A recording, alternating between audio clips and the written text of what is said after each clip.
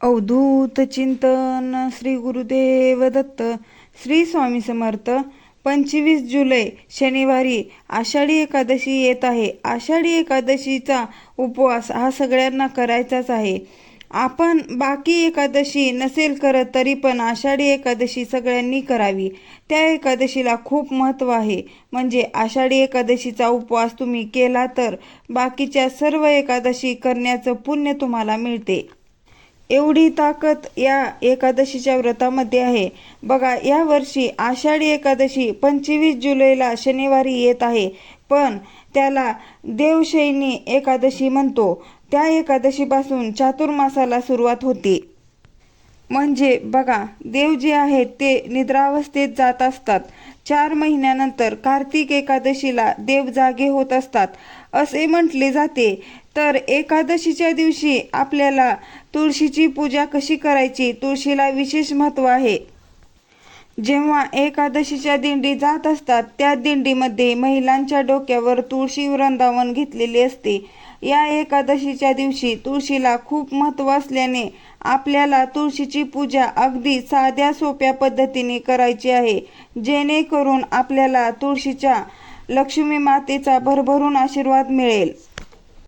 यासोबतच एकादशीच्या दिवशी काही शुभ कामं करायची आहेत. तर आषाढी एकादशीला तुळशीची पूजा करणे हे खूप शुभ मानले जाते.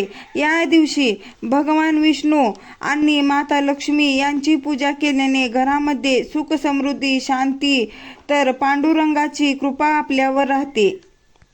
तर तुळशीची पूजा कशी करायची तर बघा, सकाळी लवकर उठून अंघोळ करायची, स्वच्छ वस्त्र परिधान करायचे, त्यानंतर तुळशी वृंदावन स्वच्छ करायचे, तुळशीभोवती पाणी शिंपडायचे, आजूबाजूची जागा पवित्र होते. तुळशीसमोर छोटीशी रांगोळी काढा, त्याला हळदी कुंकू अर्पण करा. तुम्हाला शक्य असल्यास फुलं किंवा हार घालायचा आहे. त्यानंतर तुळशीला पाणी अर्पण करा. स्वच्छ पाणी किंवा गंगाजल असेल तर पाण्यामध्ये गंगाजल घाला आणि त्यानंतर तुळशीला पाणी घाला. तांब्याचा तांब्या असेल तर त्यामध्ये पाणी घेऊन तुम्हाला ते अर्पण करायचे आहे. त्यानंतर हळदी कुंकू अक्षता फुलं वाहा. त्यानंतर तुपाचा दिवा लावा, अगरबत्ती ओवाळायची आहे आणि काहीतरी गोड नैवेद्य दाखवा किंवा एखादं फळ नैवेद्य म्हणून दाखवू शकता किंवा खीर साखर जे तुम्हाला शक्य असेल ते तुम्ही दाखवा. नैवेद्यावर तुळशीचे पान ठेवणे शुभ मानले जाते. पण ज्या दिवशी आषाढी एकादशी आहे त्या दिवशी आपल्याला तुळशीचे पान तोडायचे नाही. ही चूक अजिबात करू नका. तुळशी मातेचं पान जे तुम्ही आदल्या दिवशी जिथे फुले वगैरे मिळतात तिथून आणू शकतात किंवा तुमच्याच झाडाचं तुम्हाला पान तोडायचं असेल तर तुम्ही आदल्या दिवशी तोडू शकता. एकादशीच्या आदल्या दिवशी पान तोडून ठेवा, कागदामध्ये ठेवा, सुकणार नाही. त्यानंतर तुळशीची पूजा झाल्यानंतर हळद कुंकू अक्षता नैवेद्य अर्पण केल्यानंतर तुळशी मातेला नमस्कार करायचा आहे आणि ओम नमो भगवते वासुदेवाय या मंत्राचा तुम्हाला 11 वेळा 21 वेळा 51 वेळा 108 वेळा तुम्हाला मंत्राचा जप करायचा आहे. ओम तुळसे नमः या मंत्राचा तुम्हाला जप करायचा आहे आणि तुमचे तुळशी वृंदावन असेल तर तुम्हाला 11 प्रदक्षिणा 21 प्रदक्षिणा घालायच्या आहेत. मंत्र जप करतच तुम्हाला प्रदक्षिणा घालायच्या आहेत. अशा अगदी सोप्या पद्धतीने आपल्याला तुळशीची पूजा करायची आहे. आषाढी एकादशीला तुळशीला खूप महत्त्व आहे. बघा, विठ्ठल रुक्मिणी यांच्या मूर्तीला सुद्धा आपण तुळशी अर्पण करत असतो.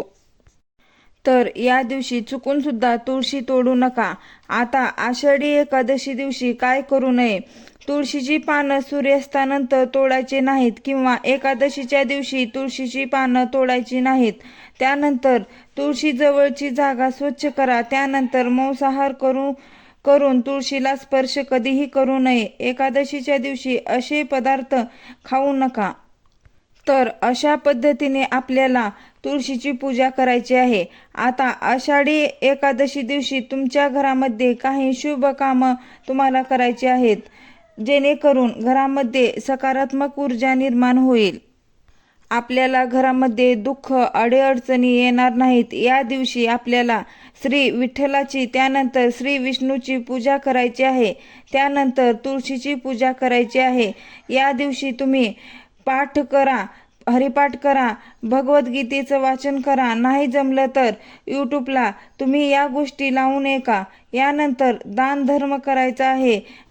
गरजू व्यक्तींना अन्नधान्य वस्त्र तुमच्या क्षमतेनुसार तुम्ही काहीही दान करा, पण कुठलाही मनामध्ये अहंकार गर्व ठेवू नका। श्रद्धेने आणि मनापासून दान धर्म करा। आपल्याला सगळ्या एकादशी करणं शक्य नसतं, पण ही आषाढी एकादशी केलीच पाहिजे। व्हिडिओ आवडला असेल तर व्हिडिओला लाईक करा, शेअर करा आणि सबस्क्राईब करायला विसरू नका। धन्यवाद।